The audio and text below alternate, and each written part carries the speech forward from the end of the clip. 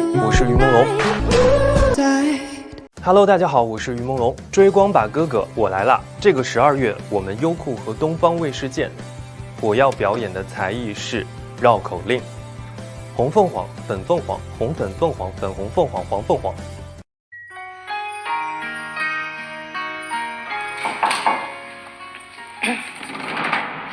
老师们好。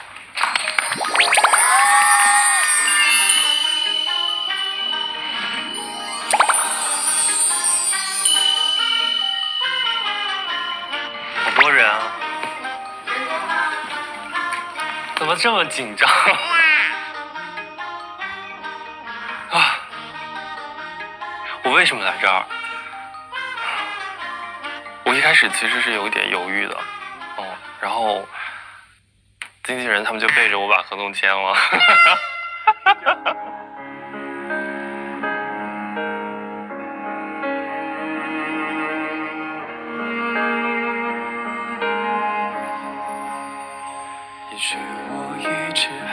我特别认可大家，喜欢我演的那些角色，但是我更希望大家看到不一样的我。我希望听到的是客观的建议。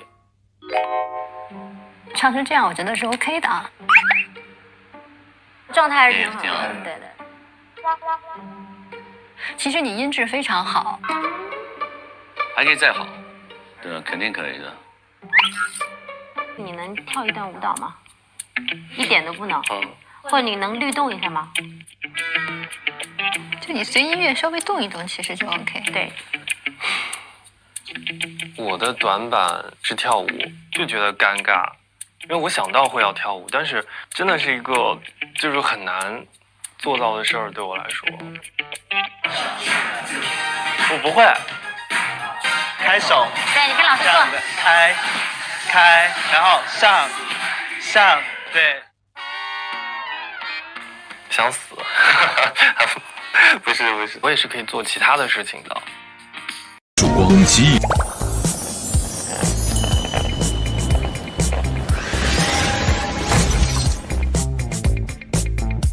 你也带着琴来的？对，好重啊！是电吉他吗？不是，是大提琴。大提琴啊？对。真厉害。帮忙吗？没关系。然后我，你这不好抬吧？我可以一个一个放上去。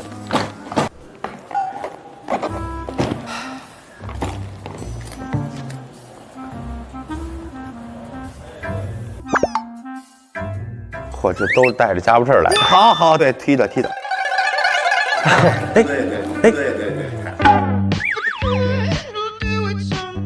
这个不是我一个人能坏的。啊，把这个扶好。谢谢。你好，哎、我是于朦胧。哎，你好。看大提琴是吧？对。我以为是炒勺子。来，坐。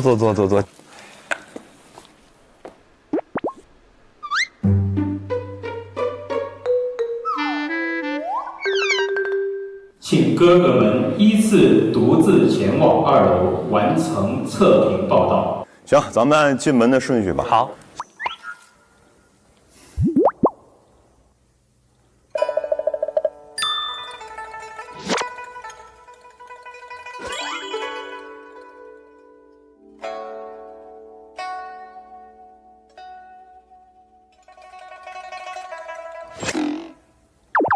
第一次见到泽峰哥，觉得他是一个特别温暖的人，跟我就是在电视剧里看到的可能不太一样。看到朦胧的时候，我觉得好优雅的气质，像一个王子。我发现他可能跟我一样，也是一个慢热型的，但我也不知道该怎么去打招呼。那你是大提琴等于？唱吗？一边先拉琴，然后再唱。我也是。那你之前也是就跳和唱都行？我不会跳舞。我也不会。我完全不会。我也不会。因为我们考学的时候，我是中央戏剧学院嘛，那个舞蹈是我最差的一项。我记得人家都下叉了，我就只能到这儿来着。快拍我！你钙补的挺好。现在有请下一位哥哥前往2楼测评间。好，那我去了啊。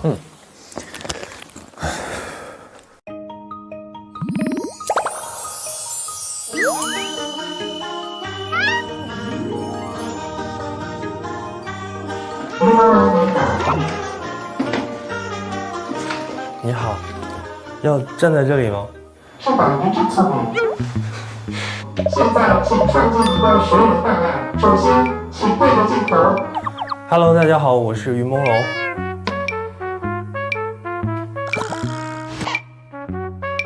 学友们，是演员也是歌手。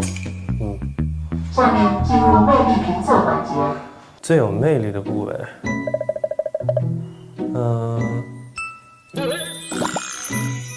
眼睛。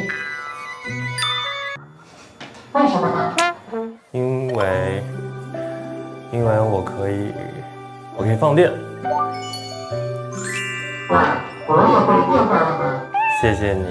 接下来，请对着镜头拍3张您认为最有魅力的照片。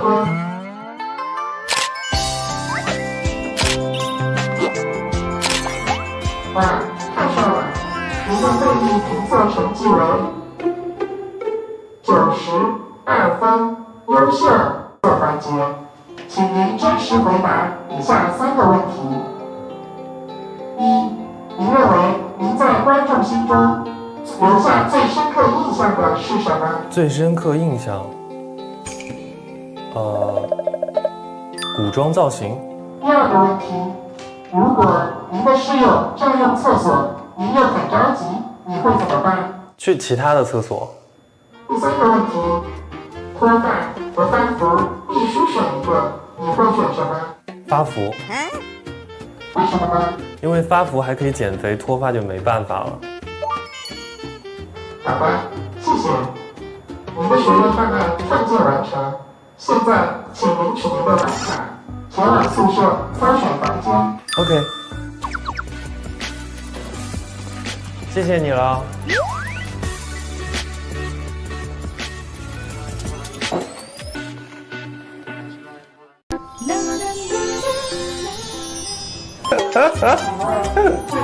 来啦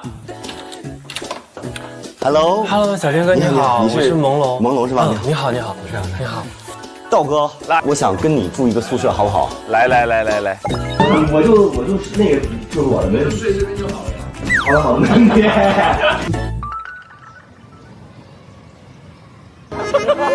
他不要人家跟他住啦。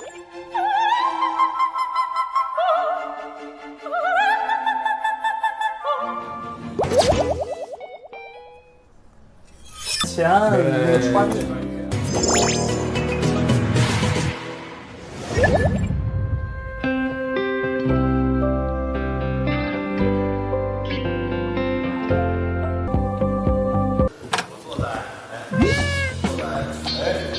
童哥，小敏哥，嘿，朦胧，每一个人进来都得要起来致意一下。你坐哪儿？我坐你旁边呗。行。左手第一个，左手第2个。因为我们俩这个服装有点 couple 的感觉。下哟，这是干嘛的呀？这是一会儿就是轮到谁唱的时候。哎，Hello， 夏一会儿唱歌。不晓残穷。哎，我这突然知不知否？嗨 ，bro，Hello， 爱福这杰里有名字吗？你可以选择坐的那个白色的椅子。对，有一个王座。坐一下又咋了？又不会怎么样。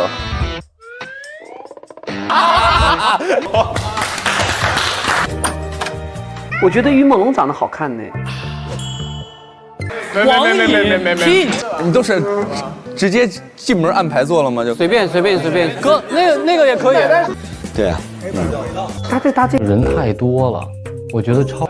我喝2杯，我坐那儿。因为我没有想象中自己那么合群，而且确实都不熟。你好，我是朦胧。你好，军事联盟。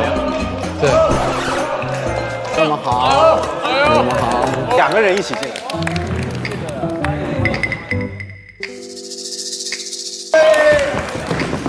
来，赶紧坐，随便。天策。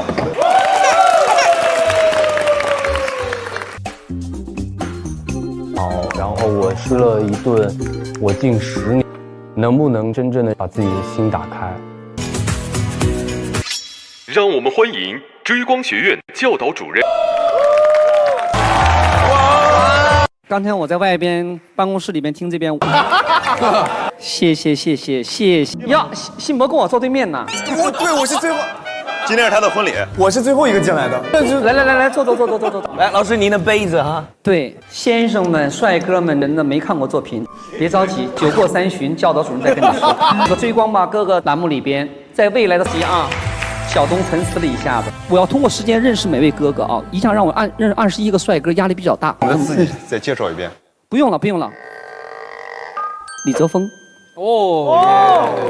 ，30而已，演得不错，火了，真的不错，对吧？我是看这杰尼，对吧？飞轮海的呢，太老了。复兴博，要做好充分的思想准备，为了。得票数将谢谢 vivo 啊！每个人手里都有这个 vivo。3个月当中最好的见证者和记录者。好，今天你们将，我也是，整得我有点紧张。依据就是上一次你，好残酷啊！焦顺尧，第16名，苏醒，我等着。吴嘉诚，第2，以为我投票的时候，谢谢。各位哥哥请注意，安全区哥哥手中。现在，请公演安全区的哥哥们自行商定上场顺序。我第一个好了。大哥，马尔打飞了。前辈就是不一样。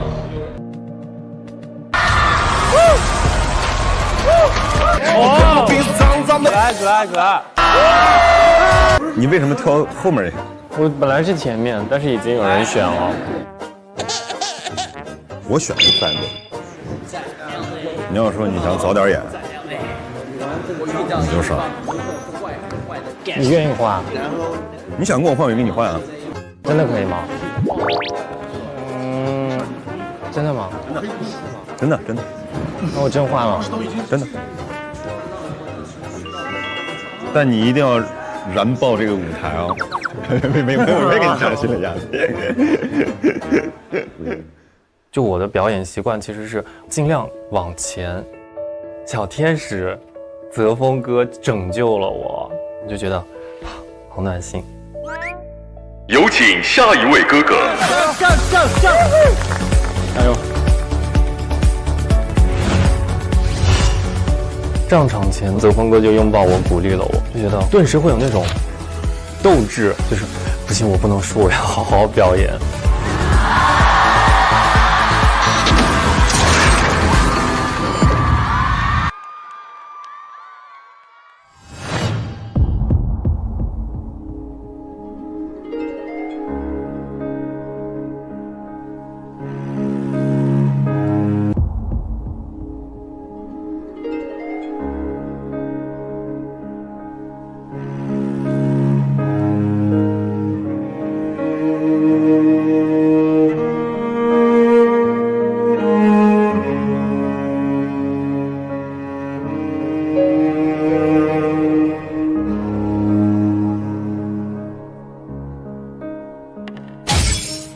哇，明道哥。也许我一直害怕有答案。谢谢。于朦胧哥哥，本轮有哥哥向你发起挑战，挑战你的哥哥是明道。Hello， 明道哥。朦胧，太帅了。明道哥也很帅。就因为我也很帅，所以我要挑战你。我们是室友。对，我们是室友。但我觉得你刚刚那个出来拉那个大提琴在唱歌，我觉得是一个非常可敬的对手。但我要让你知道我们的能力。加油，谢谢。明道哥以前也是组合的成员，然后也会唱歌，也会跳舞，有点紧张。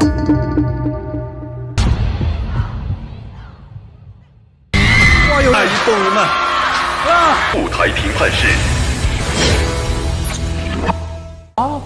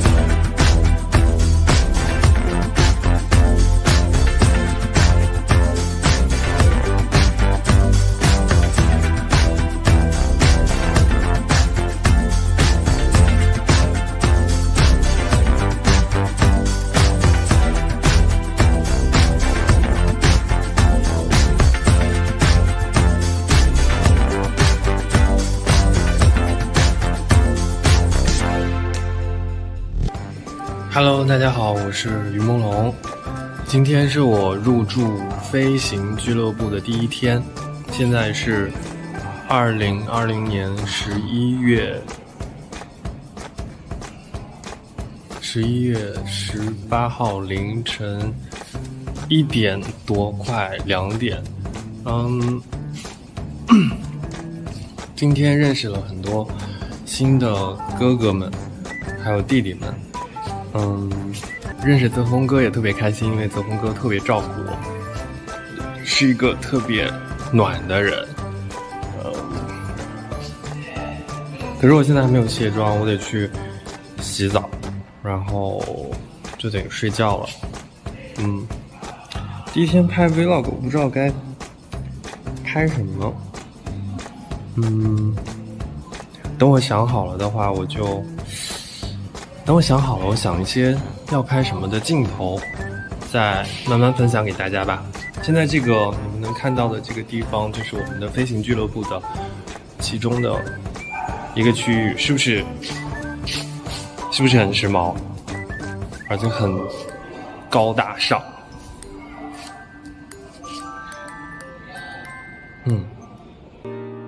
回到房间，第一时间排挤我的就是刘维，他说我觉得挺舒服的。瑶瑶之前我没有那么了解，我是有一次去维维房间，然后大家就在一起聊天。吃饱了都进不去门，一张大嘴吃天下，走，干饭。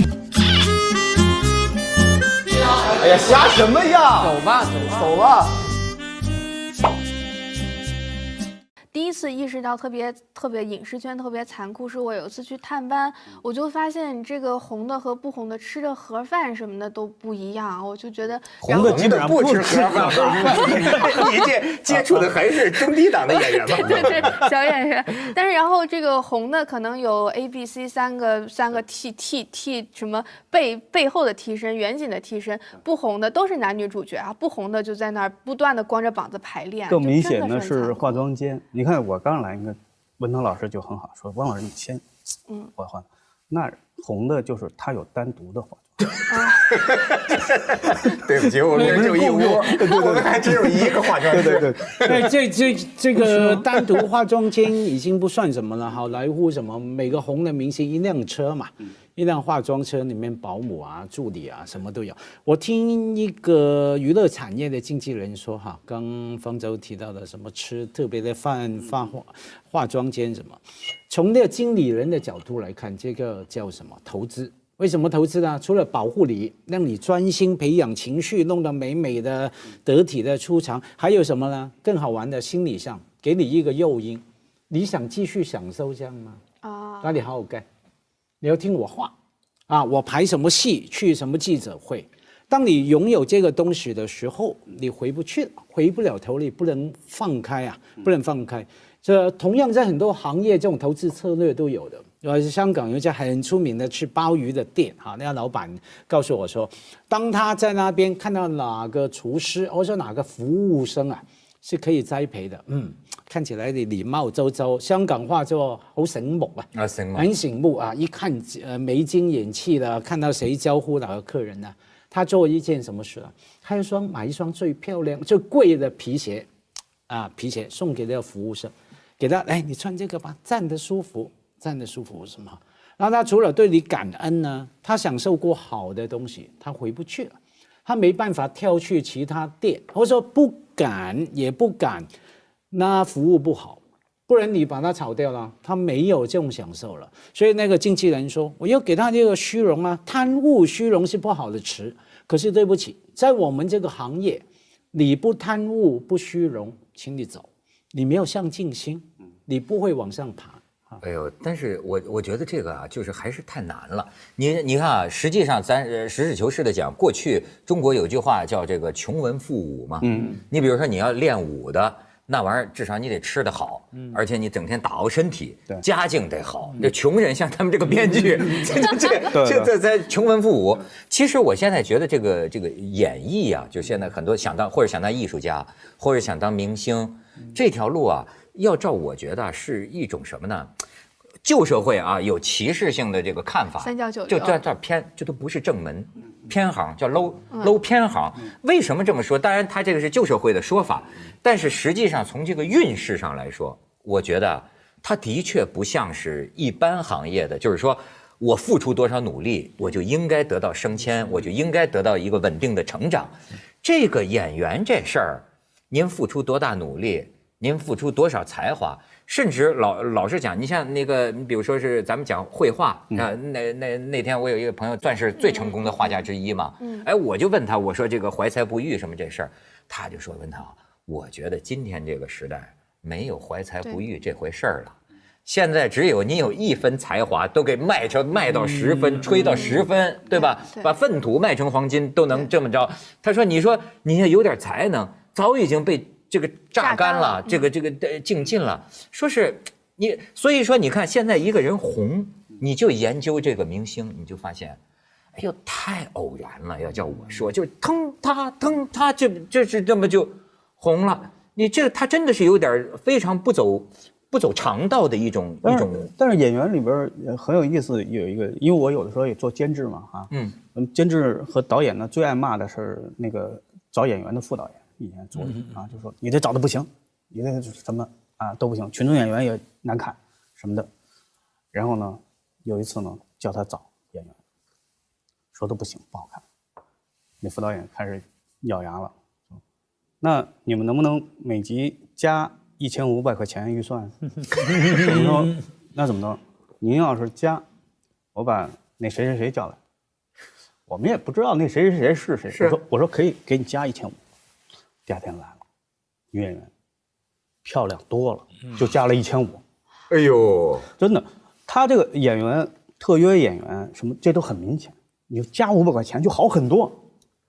哎，真是太残酷了。哎呦，你知道，我很早就崇拜副导演，我一点也不崇拜导演，因为那个我还记得，就是第一次，就是这个我是20年前，当时拍一个还什么老豆酒吧，我们那个拍个肥皂剧，然后要找一个窦文涛的女朋友，我当时发现副导演说，哎，窦老师，他让我挑，对吧？哎，窦老师你来到一间屋，我看他就一个黑板。上边全是贴的小照片，哇家伙，得有上百个，下边都是手机号码，哗哗哗哗哗哗。你选谁，马上就叫来。哎，我说你这工作倒不错。所以我就觉得以后我有小孩，肯定不会让他走这条路。就比如说别的行业，就说吃苦，我可以吃苦啊，可以熬夜呀，扛大包，然后就是努力，这些都可以。但是那个屈辱感的吃苦，我觉得还是挺难忍受的。屈辱感，对，你被挑剔说，哎，你这个头型长得不好，你膝盖长歪了，就这东西有我有同学屈辱在哪里呢？就像其他工作也会被批评。去试镜就说你腮帮子太大了，人说你呢？不是，我有个同学啊，对，他就跟我说了，他说，对不起，这爹妈给的，你要用就用，不用算了，觉得受伤害，就这个问题。这种情况太多了。还有些戏是什么呢？就是说，我知道有一些他在演着，拍你，还差最后一条了，这时候主演来了，主演的合约是到场就拍。他1分钟也不能等，对，他不能等你，于是你差最后一条，你已经拍1天了，你可以收工回去了，你得停，换光换机位拍他，那他们还是校友同学，他就得想我是不是要求他，让我把这一条拍完，就屈辱啊，是吧？对，那他就得去求，人家说可以，你先拍吧。哎呦，这。我是谢他还是不谢他？没有，这是从市场营运来说，这是那个叫价能力嘛。是的，是的，当然他是正常的。从市场角度上，这些从行业行规讲都是正常。这是，但是呢，你从人的让人不舒服的地方，我的意思是说，这种不舒服的，你们说屈辱的情况，不现在这个演艺圈哈。在其他企业什么都我有一次特别震撼，也是我去一个就是去探班嘛，然后那个导演就骂那个女演员说你长得太脏了，他说脏不是说就是没洗干净的脏，就说她有风尘味。我觉得人家也是个清清白白的18、19岁的小姑娘，我就觉得你做其他的行业，说你活干得不好，说你这个不够麻利什么的，就这些指控，我觉得你都是可以容忍的。但是说你长太脏。重点在这怎么办？这还是很屈辱的。我举个例子，怎么办？哈，为什么那个女演员不？那然后骂回去，你才脏了，不是？人家转身走了，因为他知道我忍住这个屈辱，我的获得的东西好大。我可能演完这个戏，我光荣，我进军国际影展，剪个彩1000万等等。这是选择付出，因为类似的那个 humiliation 哈，发生在不同领域。比方说你在出版界哈，我也见太多了，编辑或者记者写个稿子过来不好，那采访主任说什么？文盲是吧？你文盲啊？你手残的，怎么写的字那么丑啊？什么什么？哎，那个小记者说，那你自己写吧，我不干了，回去。因为很简单。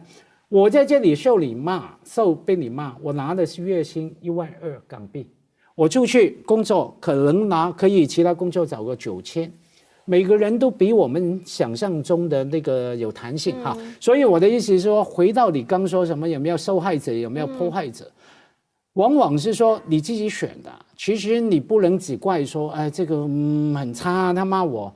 那你干嘛要留下来呢？这种事情永远有2个错误。第一个，对方当然不应该这样羞辱你；第二个，你不应该选择接受这种羞辱。你不要选择完之后就说这个人很差，这个那个，你选的嘛，方舟。这也算是这个梅花香自苦寒来，真的。你说我有时候想，你记得陆游啊有一个词啊，就是零落成泥啊，碾作尘的。好多明星的命运，你看，包括民国的时候。零落成泥碾作尘呐，被人踩在脚底下，你有过那样的时候，你才唯有香如故啊。所以我们行业一般都怕跟刚红的演员合作。为什么？他反弹得很厉害。他原来被踩成泥过，所以他现在刚红了起来以后，很难伺候。他得狂成什么样？对，他过2年，他习惯了就好了，火气就退尽了。对。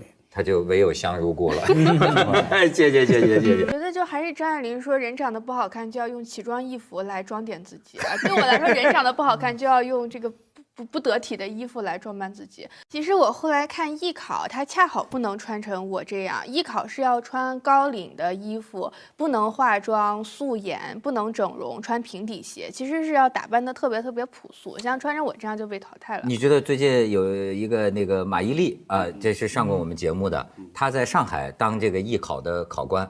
哎，我发现马伊琍挺狠的，就是说，哎，小朋友。你这个鼻子整的疼不疼啊？他很严格的，就是马伊琍的就意思就是说，连纹眉的，就是说这个都不应该参加艺考。你呢也要把这个洗干净之后，把眉毛养好，你觉得他这个算苛求吗？这个是有一个因为我是中戏的，我们当时这是一个传统，这个传统就是对于特别是演员哈，他对于他的这个后期的修饰是非常忌讳的，因为他认为演员的身体所有的部分都是他塑造形象的一部分，就你带一个原装的来给我就好了。你如果自己改装过了，那我就不要。就是这样，是不是导演这样可以去调教的？对，他训练，他甚至以前他连舞蹈学院附中和戏曲学院附中的他也不要，因为他觉得你被人家练过了，我要一张白纸来练。直到哪一年呢？96年，就章子怡那个班，他们那个班全是舞蹈学院附中的戏曲学院，就是他老是改变思路。从那以后。结果那个班呢出的明星最多，因为他们那些基础好，就是刀马旦呐，什么那个舞蹈的那些基础好，所以这个也是在变化，它根据时代的变化，它也是在调整。而且那个是艺术，我倒是汪老师刚说，让我想起香港电视圈最大电视台说，那个主管说。因为你们是谈艺术嘛，电视是娱乐工业产业的嘛。他说进来的人，不管你在幕前出现什么演什么大男一、男二、男三、女一一定要被我安排去整，一定要整。他讲明了在你签约的时候，或者说签约之后，你假如拒绝整了，对不起，我不签。要么签了，我不会给你安排角色因为很简单嘛，我投资给你嘛。我没有把你当人你是个商品我叫商品，这个地方凸了出来要烧一下，这个地方凹进去我要把它扩大他说讲明的，不然你不用演了你看王老师，我这么跟你讲，就有的时候我发现你是典型的，就是说是这个传统价值，对吧？但是呢，有的时候是这个社会现在发生的变化很大。你比方说，我举个例子你现在即便你不做这个整容，对吧？现在我们这个电视台技术都多得很磨皮比如有些女嘉宾我们叫磨皮滤镜你知道方舟一针一针的不是给你磨，有需要的同志我们都给他磨。你看电视上很多，那就是那这个大家觉得挺接受，都挺好。你甚至于说咱们展望未来你说动手术整的，这叫整的。将来要是生物基因方面这个技术的进步，人们在很大程度上可以改变父母亲的长相的时候，那么用在挑选演员这个标准上，你怎么看？这个是从外形上来判断的。外形上判断，其实我们现在后期大量也在做这个工作，就是我们有些女演员她有个大的眼袋，我们一针一针给她修，确实是，这没人要求我自己也会去做，因为毕竟你给观众还是希望给他们美好的一面，这个修是正常的，但是你说基因技术什么各方面变成，大家可能都会对将来一个科幻片可以是这样，就是大家都差不多长得都很帅，很漂亮。没有，里面有一个我经常说有一个伦理学的问题这个什么叫假不假？我觉得无所谓的。等于是说，我们男人穿个西装会有一个体型，你站出来很挺拔。其实你脱了西装，特别中年男人一样有2个大胸脯，一个大肚皮，什么都一样。女生一样嘛。说现实也好，通俗也好，戴胸罩、内衣很贵的内衣，把你身段缩的弄得很挺，高跟鞋对，无所谓可是重点在于说什么？假如说整脸什么什么叫伦理学呢？就是说你不要承认是整的，不要承认，要给人家觉得看了，你在想我是整，是你的事，因为你说穿了，人家的幻想、想象的空间就没了，这样就不伦理了，不道德，就等于是男女明星地下情嘛。明明知道你结婚了，还生小孩了，以前刘德华、谭咏麟这等等的，可是。你不能承认为什么不能承认？你没有幻想空间就像汪老师说，毕竟是他没有要求，你也会替他一针一针的修嘛。对，我们这儿唯一难的修的就是家辉。你要修，我把你彻底拆破了，是吧？是吗？你要替我每一次修。我这次不是去台北吗？我每一次去台北，我都说什么要弄眼袋什么，有弄过的都说要休养1个月的。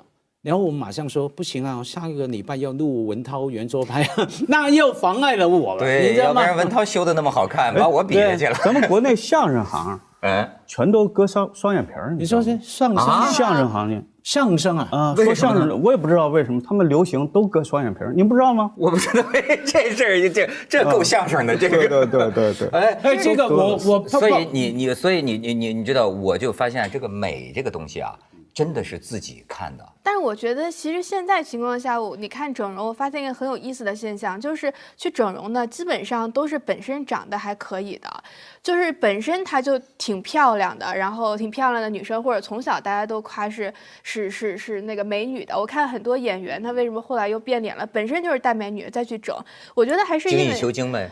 但是比如说像我其实就没有什么整容的这个心思，就是因为我觉得漂亮。我觉得你的脑门真的有点鼓得不太自然，是吧？这李嘉诚同款，真的。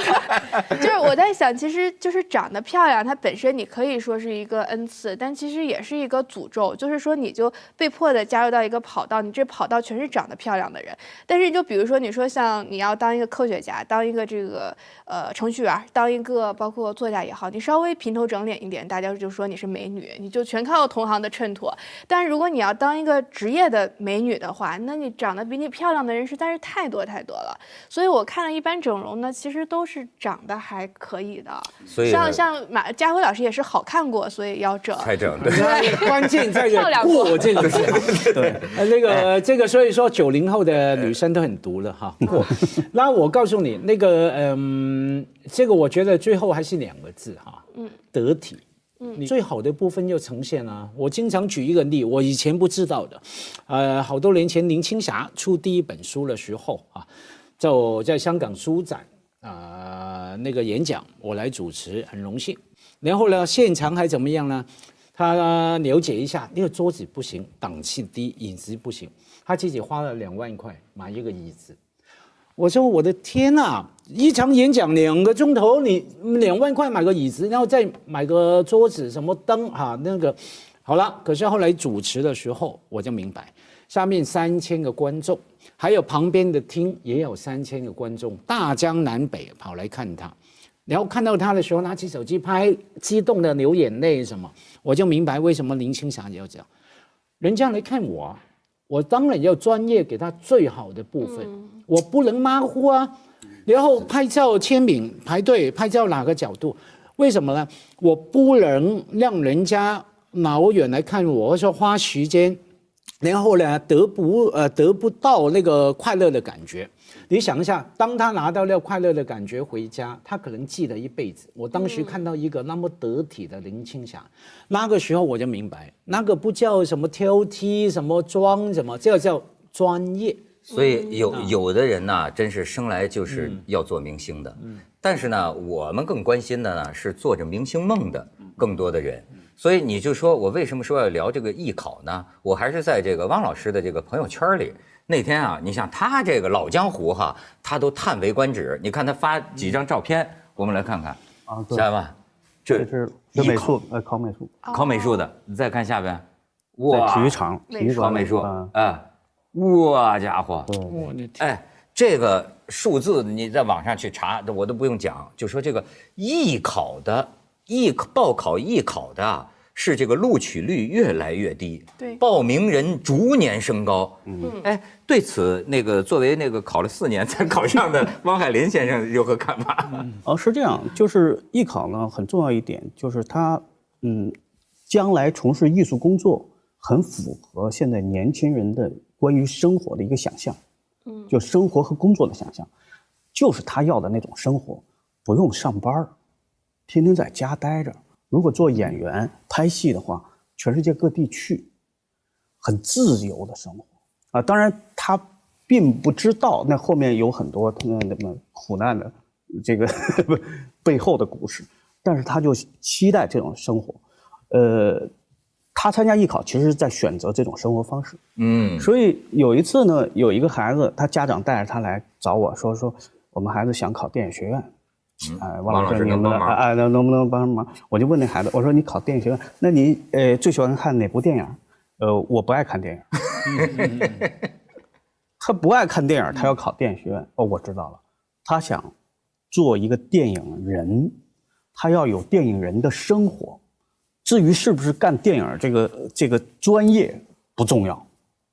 哦，他要像电影人那样，旁边有美女，有这个什么每天出去玩，美女我觉得是一种生活方式。生活方式，我觉得这个是最吸引年轻人的，所以越来越多的人，而且他觉得艺考呢，文化课要求不是特高，特别适合那个在学校教育当中不是很成功的孩子，然后又有梦想，又希望自由的生活他一定去选择艺考，这种人群肯定是越来越多。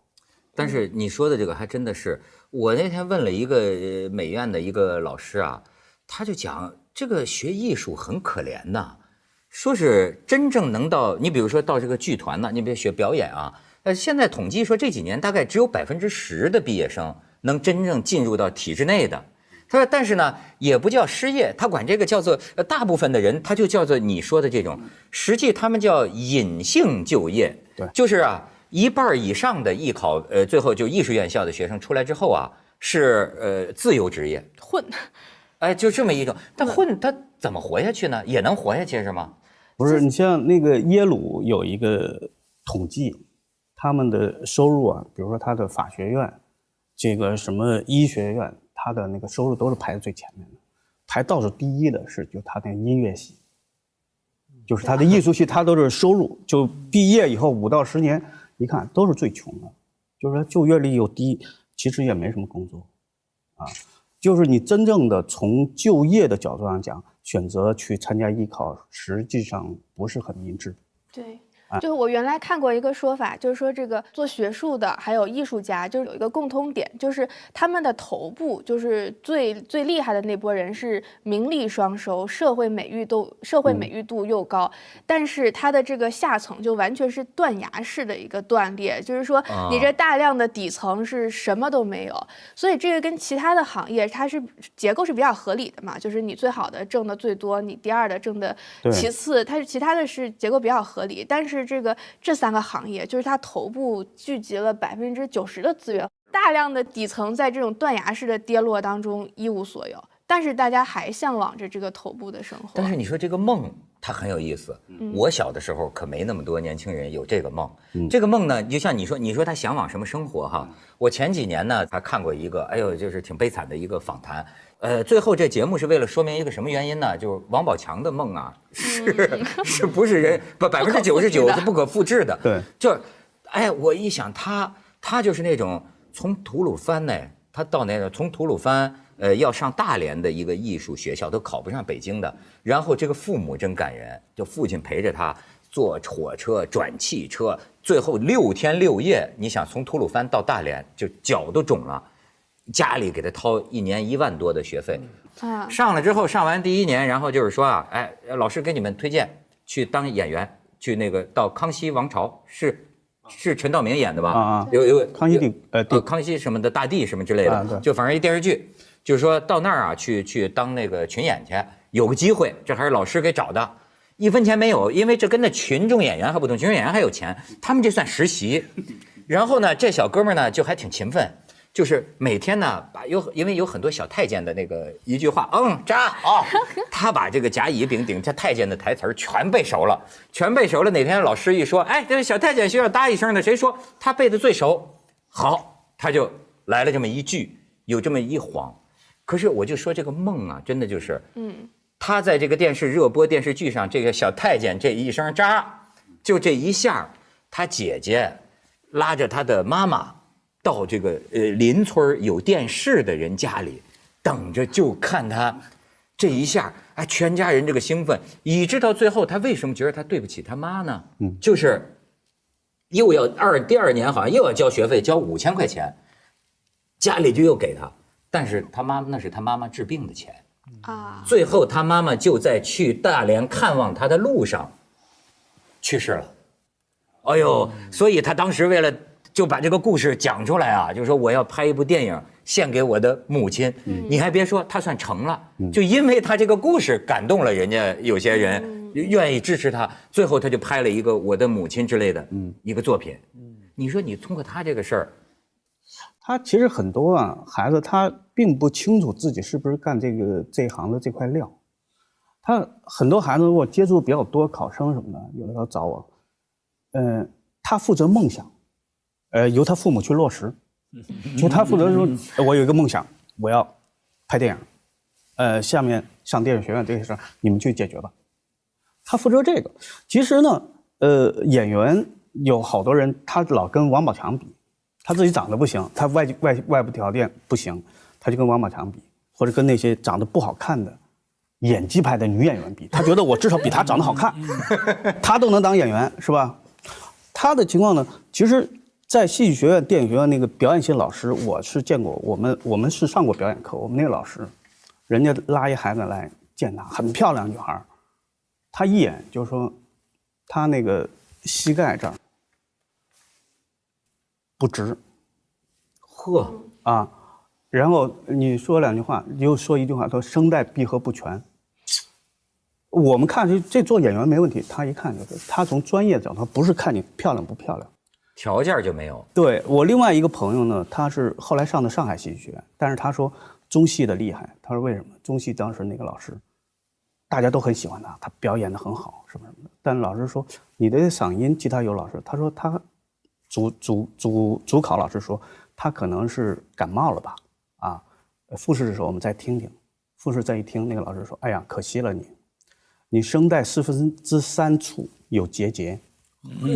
就他就是专业到这个程度，果然他说，我回去医院一检查，就是声带3/4有结节。所以他这个不是他们想象的那样，就是当个演员的，而且特别是这2年吧，纪委进驻在这个招生里边以后，纪委进驻以后呢，所有的这个考生没有考号。临时现抓一个号进去考，就特别表演啊，他不能说自己叫什么名字，就是刚才在这个考场外抓的号。老师呢，好像10个老师8个老师一起打分。我的好朋友赵宁宇跟我说，立竿见影，考生这个招的这个素质就提高了。他说管还是有用的。纪委一来就不一样啊！对，以前呢，我听说是有些是艺考是这样的，院长是要求老师们把自己的人一个人可以交1个，把条子交上来，保他们过初试。复试以后就硬碰硬看专业了。这也是一个照顾老师的关系啊，就是过初试可以。所以说这个要不说纪委进驻有必要吗？我记得前几年就老说这个艺考的这个什么内幕啊，这个事儿。你比如说前几年啊爆出过那种新闻嘛，就是说就是考画画，就是那画画呢，他在这个被监考老师发现啊，他在这个羽绒服里藏着一个就是别人已经画好的，结果给翻出来了，结果说但是翻出来你怎么知道要画这个？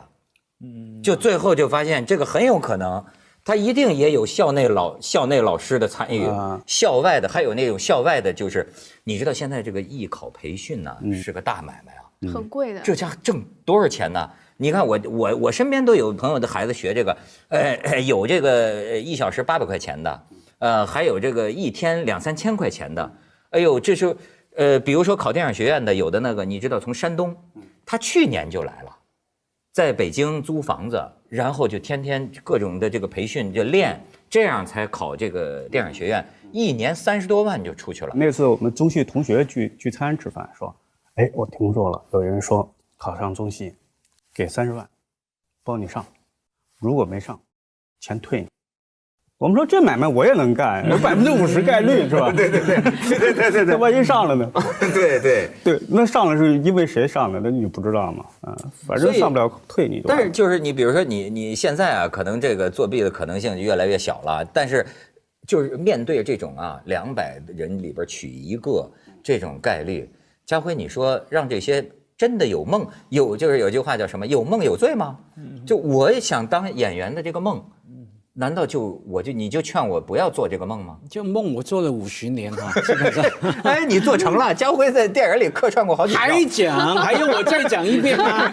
被剪得一秒不剩那还说没有梦没有罪啊。那重点是说怎么样来让他有机会踏入这个梦的门槛嘛。我们刚才的语言是坦白讲中老年的语言，因为我们走过的路，我们知道什么叫做目标，然后有什么方法达成这个目标，也能判断自己适不适合，因为我们经历过失败成功哈。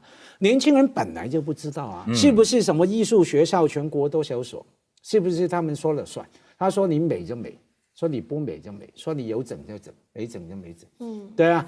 那假如是这样，有几个老师定生死的话，可是一个健康的，我们还是说回来艺术产业，或者说扩大的娱乐文化产业的话，应该是多元的嘛。像在香港，你在不同的艺术学校出来也行，你在电视台有本身的训练班也行。刘青云、周润发古天乐有没有？是不是当邮差的？古天乐我们都知道哈，还曾经在江湖上面有闯荡过哈，好几个。他有电视台的训练，甚至好多人根本没有训练啊，就出来，是不是某几个艺术学校，甚至某几个门派汪老师汪系了几地，你一句说行就行，不行就不行。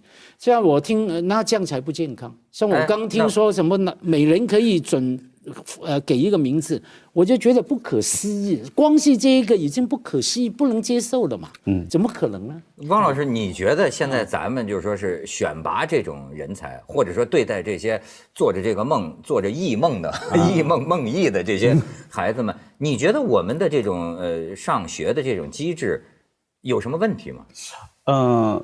我觉得大环境有一个挺明显的变化啊。这个我们当时我是大概90年第一次艺考，我考上海戏剧学院，我就记得当时来考文学系的戏剧文学系的，住在那个地下旅馆里，考生们都住在那儿，都在谈文学，就是所有的考生，考的人其实现在看不算多的，大概200-300人，他招10几个人，所有人水平都很高，我当时感觉。都看了很多书，那么考到现在的情况呢，考文学系的基本上4大名著没有读过，然后什么就问为什么，说电影也没看过，考电影学院的真的他说学校不让看电影，他高中嘛，没有时间看课外书，就变成考题，你知道吗？每年的这个难度就在下降。最后是要救活这些考生的水平，就出题。我有同学还在学校嘛，就是说，那没办法了，那就是出个文学常识就行了。以前上海戏剧学院考试是考生直接写一个戏剧小品，就考这个。那么你就一定是自己钻研喜欢，这就是一个门槛。你要不然戏剧的那个小品的结构，你的那个格式你都不知道。但现在呢，就是写篇散文你都会写吗？当年你为什么考不上，考4回还考？不是，我是这样的，我要命就要命在第一次我考上了上海戏剧学院，但是呢，完了以后90年突然考完了以后说北京的学校呢就压缩招生，就把北京录取的考生呢转到上海来。上海这个班呢只能招15个人，比如说。他留下3个上海籍的，那么其他录取的这个上海戏剧学院录取的这个非上海籍的就不收了，我家里都买了箱子了，结果后来通知说我们说这很随意，高考就这样就考上就不算了就不算了，说你明年再来吧，然后就明年坏就坏在第一次，就是因为考得这么好，所以决定第2年再考一次，第2年考的。电影学院，我考的就是我专业课有一个影评，他是写一个影评，看一个电影，然后写3000字影评，一气儿，你1个下午就考这个。他写一个电影小品，一个影评，我分数都很高，我影评可能拿了第1，应该是。怪不得现在爱批评对。后来呢，他很奇怪，他是专业课考完了以后就去邮电学院体检。我觉得我身体好，我们中学推荐我去当飞行员的嘛，我觉得没问题，我就体检吧。说什么地方有缺陷？对，我就嘁哩咔嚓我就去了，去的路上就有人说，我们这个班有2个体检给刷下来了。我说是吗？谁？你看那上面坐着一个。冒着冷汗坐在那儿，脸色煞白。谁呢？贾樟柯。哎，贾樟柯因为什么？他说个儿太矮。不说就是说他体检有一项就不行。我说哎呀，你看他这脸色，他就是不大像能过的。肝不好。我就说我说他这脸色就不行。然后旁边这老师过来说，万里还一个就是你。你是哪有毛病？他说我肝功能有问题。我说肝功能？他说我超了一点儿，你知道吗？我说我吃了那个感冒药，吃了感冒药，后来我就马上就再去那个262医院，是一个部队医院再体检，人家说你没事儿，你把那个药停了就没事儿了。我说我感冒也好了，我就拿着这个医院的这个报告呢，再去找电影学院，电影学院说这个不算啊。我说这怎么就不算呢？不就差2天吗？我说要么你指定一个医院，我去查，随便去哪，我再回邮电医院也行啊。不行。这样吧，没事，年轻人，明年再考嘛。我就买张火车票就回家了。我不明白，肝有毛病跟当编剧有什么关系呢？不是，他们可能是怕你以后会有肝炎或者什么的啊。结果反正他传染了中国编剧界。转没。现在现在考完艺校或者说其他专业还要体检吗？要电影学院电影学院还是去那个邮电学院体检。逻辑真的在哪里呢？因为假如用现在的城市啊哈。就是说，你肝功能也好，或者说以前文涛讲过什么色盲，对啊，我考大学也是色弱啊。那应该是特地给你帮忙的。就是说，第一个根本不需要体检哈，没有关系，你有什么身体毛病、隐私私隐哈。第二个，假如知道确认你有什么毛病，是需要支持你、帮忙你的。等于说，你学校你证明你是过动儿哈，多动儿，即使有残疾也应该照顾嘛。对啊，那当然啊，特别要照顾啊，怎么会因为你他因为可能是他是有一个单子是传染性疾病，可能就他怕传染别的同学。那祸害了整个中国编剧界了。倒退30年，倒退30年。但是我们这个后来第2年、第3年了，对，第3年第3年这几个学校都不招生，只有一个北京舞蹈学院招生。我说这跳舞这个东西，他说舞蹈学院有一个史论系，我说这我可以去考。他们为什么考艺术院校？当年还有一个很重要原因，就是文学青年们的数学都不好，数学可以不考，数学不算分儿，所以呢，后来我一看，舞蹈学院可以，就去考。后来说舞蹈学院这个虽然是史论系，但也得跳段舞。我说这咋办？后来他们说就这样，你如果不会跳的话，老师现跳一段，你现学。我说这忒难了，扭秧歌还行。对，就后来没考上嘛。后来到了93年，这才考到中戏嘛。是这样。那你说你考了这4回啊，你还非要进这个圈儿，你还非要考这个，那么你今天比如说又看到一些个，就是说，这个明显被刷下去的一些考生，他还是心怀这个梦想，你觉得你怎么这么说他们呢？但是我觉得是这样啊，我是认识你也是这个，你有梦想是看你怎么做了。我是我们要考这个文艺常识。文艺常识，我把那个辞海的艺术分册和文学分册全背了，就你随便考吧。是这样的。然后写散文要在2个小时吧当中写3000字的散文。我父亲是大学中文系老师，我每个星期2下午，他随便出一个题，我就在那下午掐着点儿写3000字。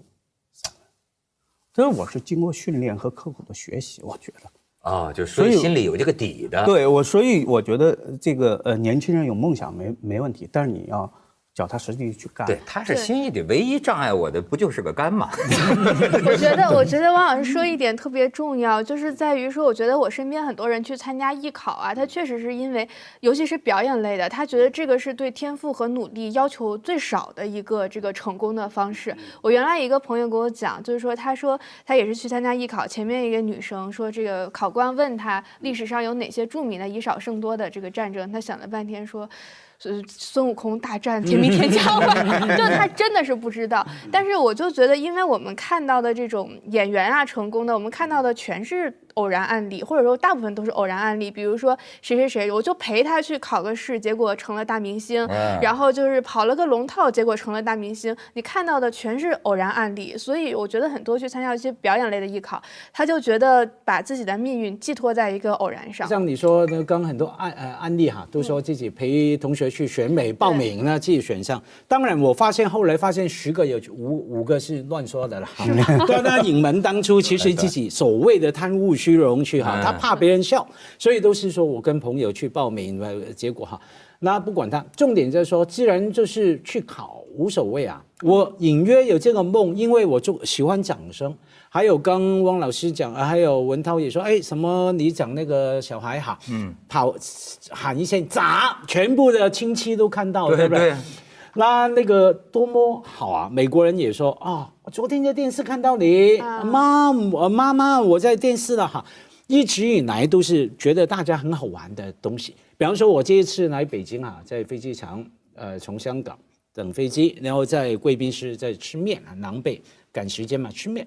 突然那个收碗筷的服务员哈，一个女的，突然看到我，好高兴，她也喊不出我名字哈，几乎喊我徐子东哈，没喊你刘青云，那就说。啊，我见过你啊，我在电视见过你啊，圆桌拍什么好？说明我们节目还行。对，我就我不行，喊不出我名字。好，重点是说整个贵宾室的人，好像有什么了不起。我在电视见到你这一句话一出来，每一个人都要站起来，谁呀？然后照表情，真的很认不得这样。对，那重点在于说那一句，真是那个 magic word 啊，就是说我在电视见到你哈。所以，假如是说，就像你刚说那个情况哈，哎，我有这个梦，而且也不需要什么成本，我报个名去考，哎，可能真的可以啊，可能那个偶然性就出现了。我很差吗？对不起，跟我同届去报名的人更差，那我上了无所谓哈，我觉得无所谓。重点在于说，就是我们常说，有梦你就去追吧，追你要不要付出？还有追不到之后，你有什么方法坚持？像假如汪老师，别人没有你那么强大的意志，考到第3次已经跳楼了嘛？对，哎，你说这跳楼，这正是啊，就是你像汪老师肯定有感触啊。这个前一阵吗？不是，他这是治过肝炎。前一阵你知道吗？胡谦儿，胡谦儿的事儿，去年有个年轻人上吊自杀了。这个，然后呢，4个月之后，就是今年前一阵柏林电影节一个单元，他得了最佳电影奖，不是一个特别关注的一个奖项，特别关注的一个奖项，反正得了一个奖。那对于这个青年导演来说，有个奖就等于有了这个资格证了，对吧？但是呢，人已经去了，所以那个时候很多那个网文呐，说什么的都有。有的人说这就是个笑贫不笑娼的一个时代什么的，然后好像归咎于他是生活无着呀、穷啊。有的人呢，把它归咎于是什么呢？就是说他这个片子吧，这个投资人就是说你太长了4个小时，然后就说你要剪成2钟头。因为是我投资的，或者你好，他不肯剪，那投资人觉得你是不是头脑有点混乱的你，对吧？然后呢，就到最后就说，那我们也不要，就是说你要不你就拿350万，你拿350万，你把这买回去，我们也就填了这损失了。反正有人把这个东西给流传出来，当时你记得很大争议嘛？对，就说你觉得这个年轻人你怎么看？我觉得他是有梦想去。做什么都可以，我觉得年轻人这个是对的，没错。但是你没有权利要求必须成功。那么在这种情况下呢，电影呢，很多时候呢，它是一个商品，或者说它是很昂贵的写作。那就不是你一个人的事儿，所以这也是他必须要上的一堂课。就是这个写作需要你做什么样的配合。我认为他在某些问题上有他的偏执的地方，但艺术家都偏执，正常啊，也正常。就是所以说是实际上是一个悲剧。这个悲剧，我觉得在可能还是电影学院对他的这个职业教育的。对，他就是电影学院出来的。对，他导演系的，导演系很难考的啊，所以他考上电影学院应该是他人生中一个很大的一个成功了。导演系非常非常难考。那么这种情况下呢，我认为学校应该是教育了，但是呢，我觉得可能还不够，就是对于他们将来走上社会应该面临的挑战，可能对心理的准备还不够。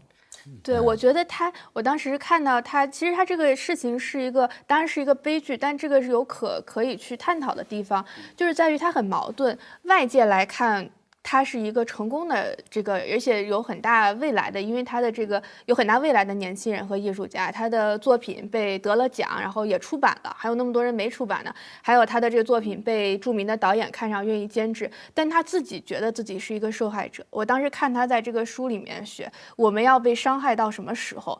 后来我就跟朋友讨论，我说他这个属于很典型的一个没有施暴者的受害者。是什么意思？就是说，其实这个社会确实有很多结构性的不公平，有一些公平你可以找到施暴者，就是说，就是他对我不好，就是他伤害了我，我就是一个不公平的这个受害者。但我觉得他的这个案例其实并没有一个很明确的一个可以去指控的对象。就像汪老师说的，它是一个产业，电影是一个产业，导演是一个必须不断去妥协的东西。就是我觉得你的个性其实没有办法说我这个略大于宇宙，我必须一切都由我掌控，就是这个可能也是没有那么轻易去实现的。他们就讲啊，就是说你有这个剪片权，就说连好莱坞的很多大导演，你都没有这个权利的，就是说你决定这个电影有多长。就这个啊，我就记得，但是我又很能理解这个艺术家呀。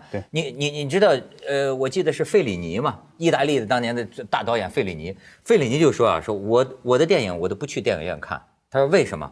他说我不去电影院看那个已经被剪成2小时的那个电影，这样我的脑子里边记得的永远是我完成的那个3个小时的电影，它没有被亵渎，没有被强暴啊。但是这样，就是我觉得，尤其我们文学青年来说，就当我们想象艺术家的时候，我们想象的都是大艺术家，我们都是以这个大艺术家做一个参照，就是大有才华的人。但是我觉得这个社会其实对于大部分是小有才华的人，而且其实这个社会对于小有才华的人来说是最残酷的，因为一方面这小有才华的人他脱离了庸众，他开始追求不同的东西，说我不要过平庸的生活，但另外一方面他的才华又支撑不了他的野心和他跟这个大艺术家之间的这个想象。但是但是似乎人们又觉得有的时候你这个才华有没有可能是这个被埋没被误解了。比方说就有人拿获奖这个说事儿，说那你要说他这电影不好，他这电影这个4个小时太长，放的这个电影节上放的可就是这个版本呢。那为什么获得的评价甚至是有人说是什么大师级的还是什么什么的？那是不是说明当时也有人看走眼了呢？他这个作品我没看，但是我了解电影学院导演系的水平。他是一个科班的导演系本科，学了4年，在电影语汇上他一定是至少在亚洲是一流的。就是他们的电影学院导演系水平这么高，是的，你放心，下回都见笑起来。他如果踏踏实实拍，他的电影语汇是没有问题的，可能故事不行，有可能故事不行，有可能表演不行，但是他电影语汇一定是很好的。所以在这种情况下呢，这个影片你要说得到一定好的评价，我觉得没问题，我觉得是没问题的。所以其实我是觉得吧，就是即便真的就你的才华被误解了呀，这也是太正常的一件事情了。其实他可能更重要的还是他面对批评，他面对比如说导师的批评，投资方的批评，投资方的批评对于艺术家来说构不成杀伤力，他觉得你不懂嘛。但是如果导师的批评或者什么，艺术家也是艺术家批评他这个心态可能不能够就是及时调整过其实我们做影视这个行业，其实包括做您像电视这些行业，面对批评是一个常态，是吧？这个包括我自己微博，每天有几个人骂我，然后还写黄色小说骂我。哎呦，你就是骂的，对，是把你写进里面成为男主角。对，反正很奇怪，他把我和其他人配对什么的，受害者也是。对，反正这个你必须要有这个心理状态，就是心理准备，这很正常。而且人家批评你的作品是太正常不过了。所以这种心态如果不能够端正的话，可能入行就是一个对他来说就是很危险的一件事情。没有，可是公道的点说每个行业都有人受不了挫败、困难自杀了，不一定是艺术的时候，不一定是电影。富士康因为对啊都有嘛，大大小小，而且才华刚说什么大才华、小才华、大艺术、小艺术，没有人会承认自己没才华。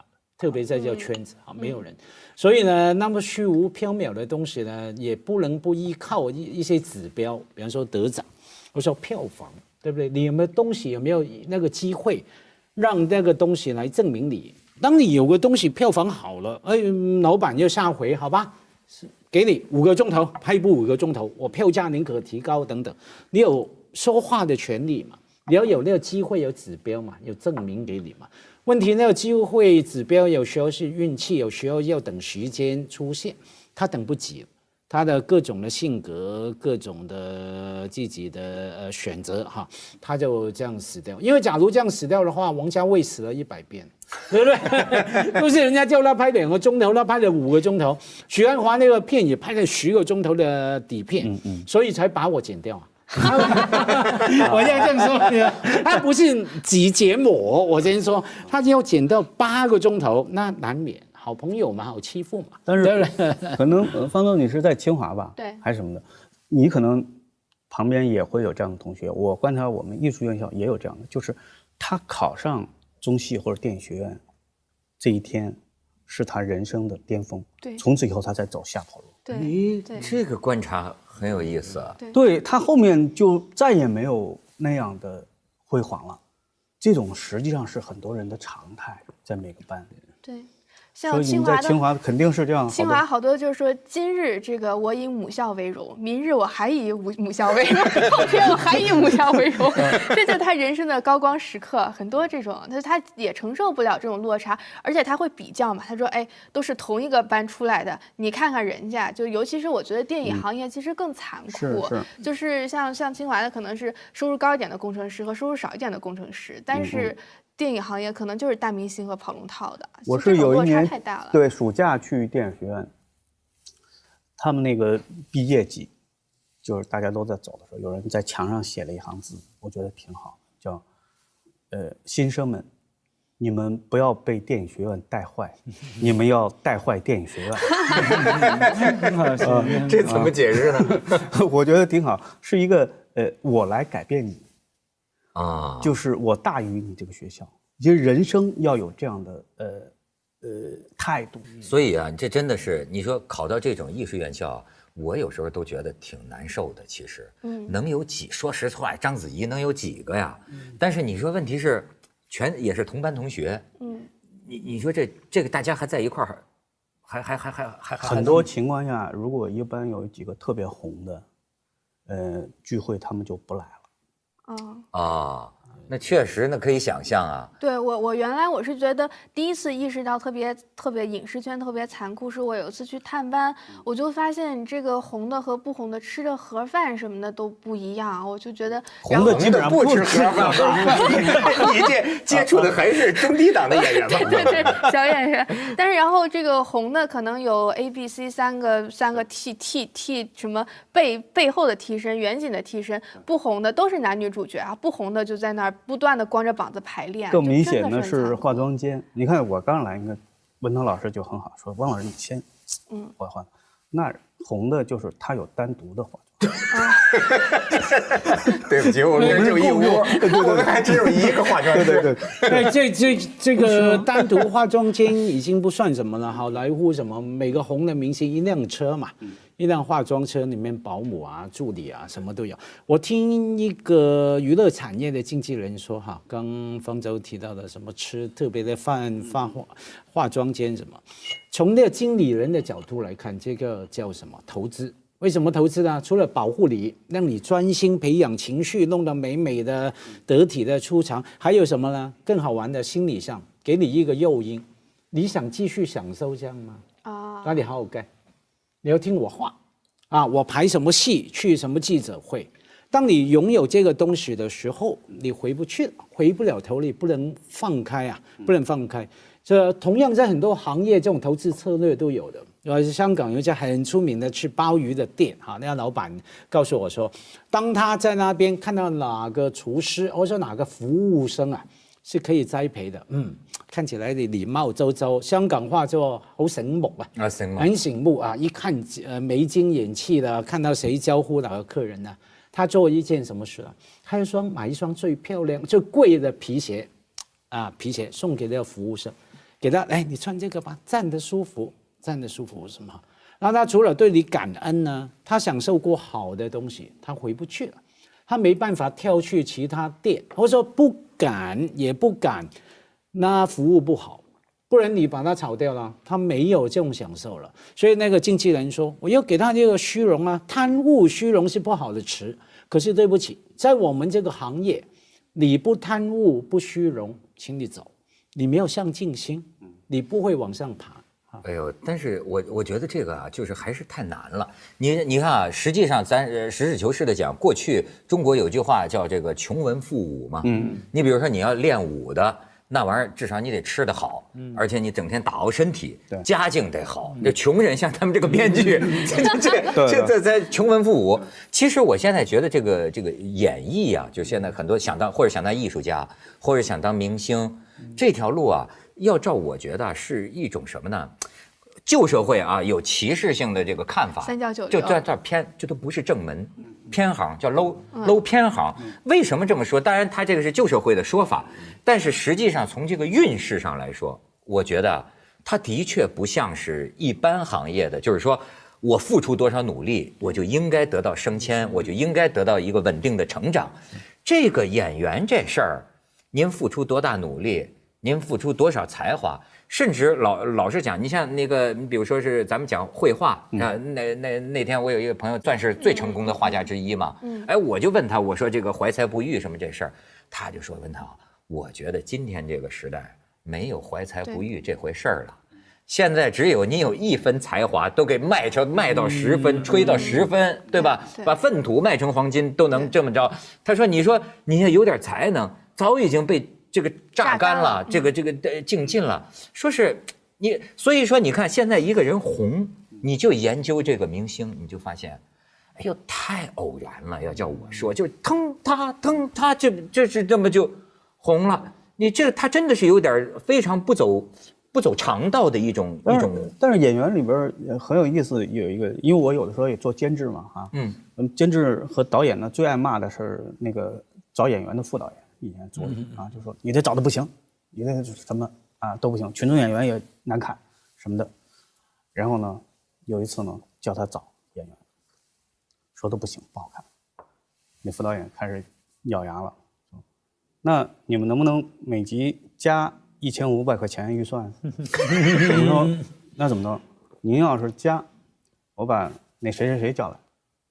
我们也不知道那谁谁谁是谁。我说可以给你加1500。第二天来了，女演员漂亮多了，就加了1500。哎呦，真的，他这个演员特约演员什么，这都很明显。你就加500块钱就好很多。哎，真是太残酷了。哎呦，你知道，我很早就崇拜副导演，我一点也不崇拜导演，因为那个我还记得，就是第一次，就是这个我是20年前，当时拍一个还什么老豆酒吧，我们那个拍个肥皂剧，然后要找一个窦文涛的女朋友，我当时恰恰发现副导演说，哎，窦老师，他让我挑，对吧？哎，窦老师你来到一间屋，我看他就一个黑板。上边全是贴的小照片，哇家伙，得有上百个，下边都是手机号码，哗哗哗哗哗哗。你选谁，马上就叫来。哎，我说你这工作倒不错。所以我就觉得以后我有小孩，肯定不会让他走这条路。就比如说别的行业，就说吃苦，我可以吃苦啊，可以熬夜呀，扛大包，然后就是努力，这些都可以。但是那个屈辱感的吃苦，我觉得还是挺难忍受的。屈辱感，对你被挑剔说，哎，你这个头型长得不好，你膝盖长歪了，多了，就这东西有，我有同学屈辱在哪里呢？就像其他工作也会被批评。去试镜就说你腮帮子太大了。人说你呢？不是，我有个同学啊，对，他就跟我说了，他说，对不起，这爹妈给的，你要用就用，不用算了。觉得受伤害，就这个问题，这种情况太多了。还有些戏是什么呢？就是说，我知道有一个他在演着，拍你，还差最后一条了。这时候主演来了，主演的合约是到场就拍，他1分钟也不能等，对，他不能等你。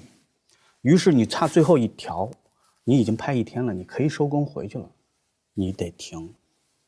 换光换机位拍他，那他们还是校友同学，他就得想我是不是要求他，让我把这一条拍完，就屈辱啊，是吧？对，那他就得去求，人家说可以，你先拍吧。哎呦，这我是谢他还是不谢他？没有，这是从市场营运来说，这是那个叫价能力嘛。是的，是的，当然它是正常的。从市场角度上，这些从行业行规讲都是正常的。这是，但是呢，你从人的让人不舒服的地方，我的意思是说，这种不舒服的，你们说屈辱的情况，不现在这个演艺圈哈。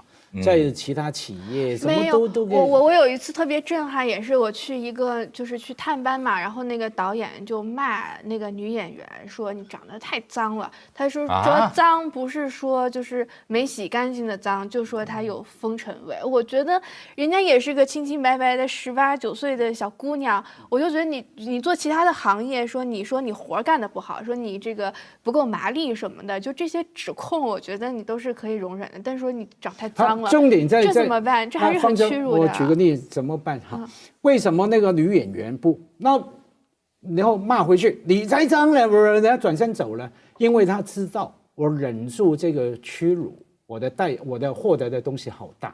我可能演完这个戏，我光荣，我进军国际影展，剪个彩1000万等等。这是选择付出，因为类似的那个 humiliation 哈，发生在不同领域。比方说你在出版界哈，我也见太多了，编辑或者记者写个稿子过来不好，那采访主任说什么？文盲是吧？你文盲啊？你手残的，怎么写的字那么丑啊？什么什么？哎，那个小记者说，那你自己写吧，我不干了，回去。因为很简单。我在这里受被你骂，我拿的是月薪12000港币，我出去工作可能可以其他工作找个9000，每个人都比我们想象中的那个有弹性哈。所以我的意思是说，回到你刚说什么有没有受害者，有没有迫害者，往往是说你自己选的。其实你不能只怪说，哎，这个很差，他骂我。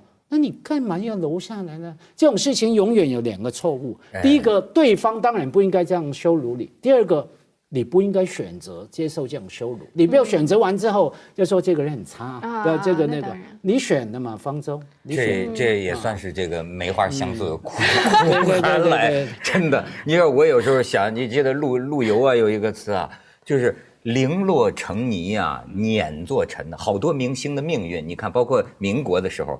零落成泥碾作尘呐，被人踩在脚底下，你有过那样的时候，你才唯有香如故啊。所以我们行业一般都怕跟刚红的演员合作。为什么？他反弹得很厉害。